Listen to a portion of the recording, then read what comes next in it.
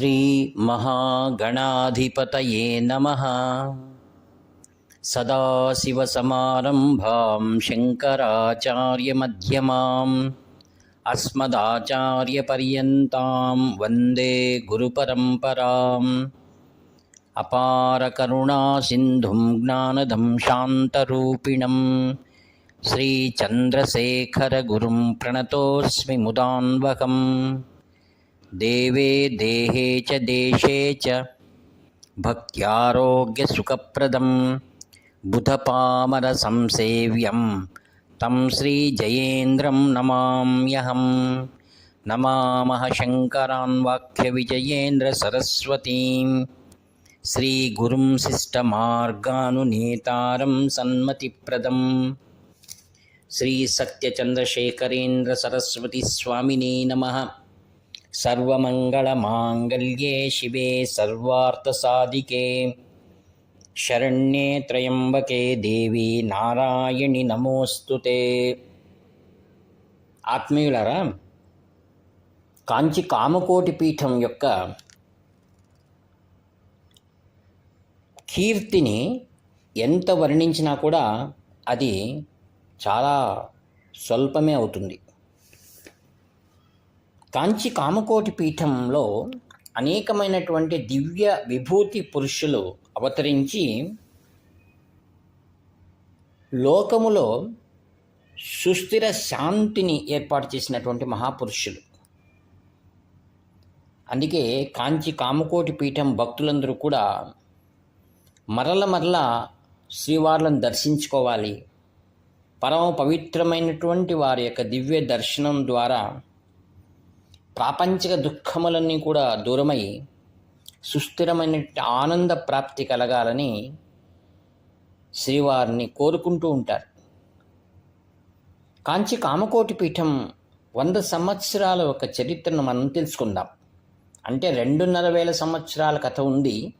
అయితే ఈ శతమానంలో మనం చూసినటువంటి మహాస్వాముల వారి నుండి నేడు 71వ పీఠాధిపతి వరకు జరిగిన కొన్ని విషయాలను మనం అలా తెలుసుకోవడం ద్వారా ఎంతటి గొప్ప కీర్తిని ఈ యొక్క మహాపురుషులు ఆర్జించి పెట్టారు అని మన జ్ఞానంలో తెలుసుకోవచ్చు.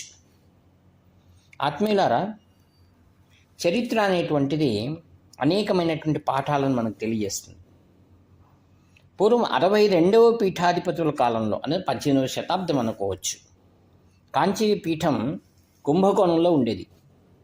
అంటే ముందు కాంచి నుండి కుంభకోణానికి మార్చబడింది. కారణం ఏమై ఉండవచ్చు అంటే, నాటి రాజకీయ పరిస్థితులు నుండి ఈ యొక్క మఠాన్ని రక్షించుకోవాలి, మన ధర్మాన్ని కాపాడుకోవాలనే ఉద్దేశంతో అప్పటి పీఠాధిపతులు ఎంతో సాహసం చేశారు, యుక్తి ప్రదర్శించారు. ఆ యొక్క బంగారు కామాక్షి అని పిలువబడేటువంటిది, ఆ యొక్క మహాతల్లి కామాక్షిదేవి ఆ యొక్క సంపూర్ణ అనుగ్రహం ఈ యొక్క కామకోటి పీఠం పైన ఉందన్నమాట. దేవతల నుండి తయారు చేయబడి అనుగ్రహించబడినటువంటి యొక్క బంగారు కామాక్షి ఏదైతే ఉందో దాని ప్రతినిత్యము కూడా కామకోటి పీఠంలో పూజించేవారు. వాటిని నాటి రాజులు అపహరించాలనేటువంటి ఒక దురుద్దేశం వాళ్ళకు కలిగింది. ఇది పసిగట్టినటువంటి పీఠాధిపతులు ఏం చేశారు, ఒక యుక్తితో ఒక శవం పేటికను తయారు చేసి దాంట్లో కామాక్షిదేవి బంగారు విగ్రహాన్ని పెట్టుకొని దానిపైన వేప మండలను కూడా పరిచి తప్పెడలతో డాబాలతో అలా చెప్పుకుంటూ అక్కడి నుండి ఒక్కొక్క ప్రదేశానికి మార్చి తాంజావూరుకి మార్చుకున్నారు. ఎందుకు వేపమండలి పెట్టారంటే, ఆ కాలంలో పెద్దమ్మ మసూచి అంటే అందరూ భయపడేవారు. అందుకే ఎవరు కూడా వీరిని దావలో నిరోధించలేదు. ఈ విధంగా పవిత్రమైనటువంటి దేవతామూర్తులను మత పెద్దలు కాపాడుకోవాల్సిన దుస్థితి ఏర్పడింది. తర్వాత ఆ యొక్క ఫ్రెంచ్ మరియు బ్రిటిష్ వాళ్ళ యుద్ధాలు, ఆర్కాట్ నవాబు వారికి ఫ్రెంచ్ వారికి జరిగినటువంటి విరోధాలు, ఈ విధంగా ప్రతినిత్యము కూడా అశాంతితో ఉన్నటువంటి కాంచి నగరాన్ని వాళ్ళు వదిలి మరీ మంచి రోజులు వస్తాయనేటువంటి ఒక ఆశతో అనేక మంది భక్తుల సమూహం కలిసి కుంభకోణానికి తమ ప్రదేశాన్ని మార్చుకున్నారన్నమాట.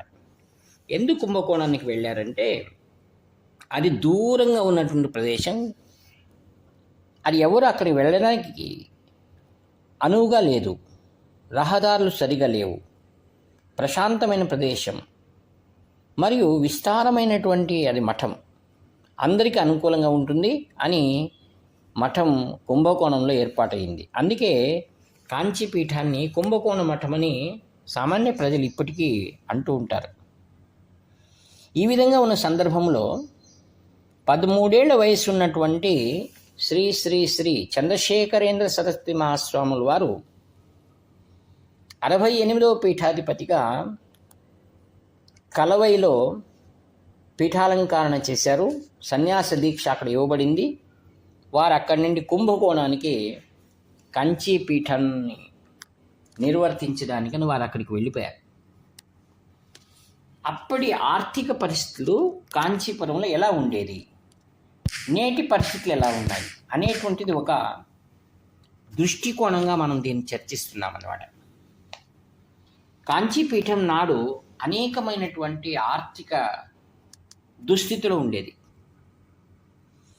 13 ఏళ్ళ చిన్న వయసు ఉన్నటువంటి స్వామివారు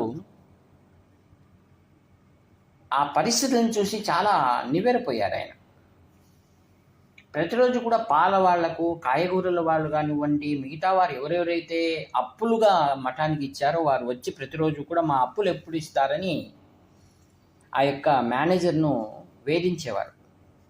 వీరు ఆ కోలాహలాన్ని చూసి బయటికి వస్తానంటే మేనేజర్ వారు మీరు లోపలే ఉండాలి, బయటికి రావద్దండి, మీకు ఇవి పట్టించుకోకూడదు అనేవారు.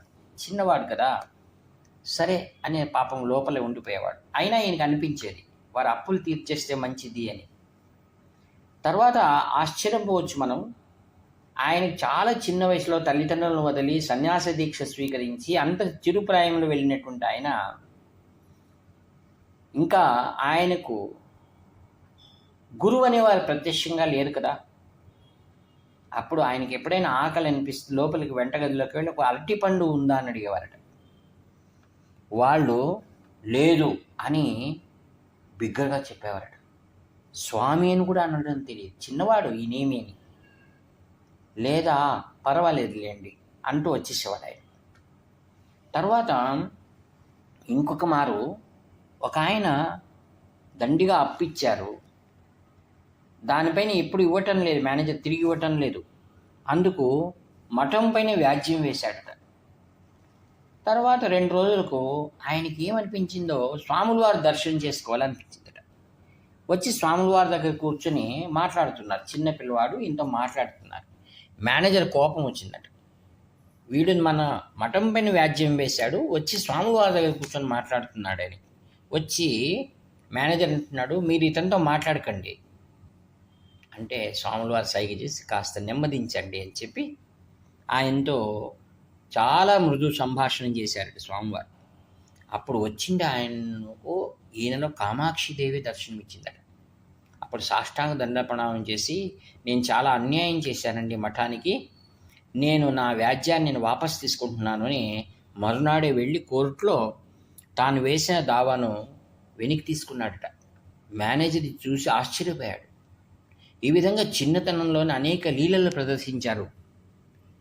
ఆనాటి ఆర్థిక పరిస్థితులు ఇంత దుర్భరంగా ఉన్నప్పుడు మేనేజర్ వచ్చి, మరి మీరు ఇలా కూర్చుంటే ఎలా జరుగుతుంది, మనం ఎన్నో అప్పులు ఇవ్వాలి, మరి సంచారం చేయాలిగా అన్నారట. అంతా దైవేచ్ఛ, అమ్మణ్ణి చూసుకుంటుంది అనగా కామాక్షి చూసుకుంటున్నా ఆయన బయలుదేరారట.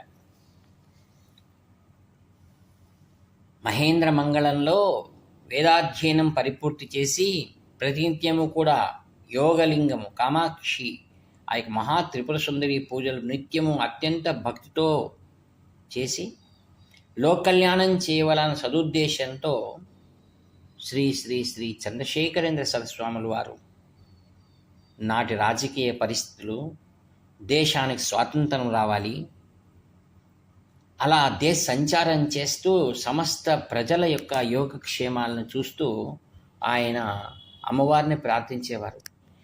ఈ యొక్క రాజకీయ బాధల నుండి భారతదేశం విముక్తి చెందాలి అని అనేక ప్రార్థనలు ఆ భగవతి విన్నదేమో. తర్వాత అన్ని యాత్రలు చేసి వచ్చిన తర్వాత 10,000 రూపాయలు ఉన్నటువంటి ఆ యొక్క కుంభకోణంలో ఉన్న అప్పులన్నీ కూడా తీరిపోయాయట. అంటే ఎక్కడెక్కడ వారు ఉన్నారో అక్కడి నుంచి స్వాముల వారు పైకం పంపించేవారు. ఆ విధంగా అప్పులు తీరి తర్వాత 5,000 రూపాయల రొక్కంతో తిరిగి వస్తున్నారట మేనేజర్. మీ అప్పులనే తీరిపోయాయా అన్నారట మేనేజర్తో. ఆశ్చర్యపోయారు. ఈ విధంగా 10 ఏళ్ళు ఆయన సంచారం చేశారు. కాంచి కామకోటి పీఠం తర్వాత కుంభకోణానికి వచ్చిన తర్వాత మహామఖం అని అక్కడ పుష్కరాలు మొదలుగా జరుగుతుంది. ఆ వేడుకలో ఈయన ప్రభావాన్ని చూసినటువంటి లక్షలాది ప్రజలు మహాస్వాముల వారి దర్శనం, ఆ కుంభకోణంలో ఉన్నటువంటి మహామఖంలో స్నానం చేయాలని వచ్చారు. అందులో ఒక స్వాతంత్ర సమరయోధుడు శివన్ అని ఆయన చెరసాల పాలై విడుదల చెంది బయటికి వచ్చాడు. తన వస్త్రాలన్నీ కూడా మురికితో ఉన్నాయి, దుర్వాసనతో ఉన్నాయి. ఈ స్వామిని చూసి మన భారతదేశానికి స్వతంత్రం రావాలి, ఈ మహాపురుషుని ఆశీర్వాదం కావాలని ఆ యొక్క మలినమైన వస్త్రాలతో ముందుకు ఎలా రావాలని చెప్పి ఆ యొక్క ప్రజల మధ్యలో అలా చేతులు కట్టుకుని ఈయననే చూస్తున్నారట. అప్పుడు మహాస్వాముల వారు అంతర్యామి కదా, ఆయన్ని చూసి ఒక పరిచారకుని పంపించి ఆయన్ని పిలుచుకొని రండి అన్నారట. ఆ శివన్ అనేసి అంటే ఆయన స్వాముల వారు దూరంగా నిల్చుకున్నాట, చేతులు దండం పెడుతూ. స్వాముల వారు దగ్గరికి రా. లేదు స్వామి, నా వస్త్రాలన్నీ కూడా మలినంగా ఉన్నాయి, దుర్వాసన వస్తూ ఉంది, చెరసాల నుంచి ఇప్పుడే వస్తున్నానన్నాడు. నీవు భారతదేశ స్వాతంత్రం కోసం దీక్షను వహించిన మహాసేవకుడు నీవు నాకు చాలా ముఖ్యమైన దగ్గరికి పిలిచి ఆయన ఓదారుస్తూ నీకేం కావాలన్నాడు. ఆయన అన్నాడు, నాకు భారతదేశానికి స్వతంత్రం కావాలన్నాడు. అప్పుడు మహాస్వాముల వారు ఆ మంత్రదండాన్ని, ధర్మదండాన్ని ఇలా చూపించి, సత్యమే ఎప్పుడు గెలుస్తుంది, అతి త్వరగా భారతదేశం స్వతంత్రం కాబోతుంది, నీ యొక్క చీకటి గది యొక్క వాసం దూరం అవుతుంది, నీవు వెలుగులో సంచరిస్తావు, ఇది నా మాట సత్యం అన్నారట. అక్కడున్న ప్రజలందరూ కూడా ఆ భగవంతునికి ప్రార్థిస్తూ, పరమేశ్వర, ఈ యొక్క ఋషిభూమి, వేదభూమి, కర్మభూమి ఈ యొక్క పరకీల నుంచి విడుదల చెందాలి అని ప్రార్థించుకున్నారట ఆత్మీయులారా. ఆ విధంగా వ్యక్తిగతంగా కామకోటి పీఠం అనేకమైనటువంటి దుఃఖ పరంపరలు, అనేకమైన అడ్డుగోడలన్నింటినీ దాటుకొని వైభవోపేతమైనటువంటి కీర్తిని గడించి పెట్టినటువంటి మహాస్వాములు వారు.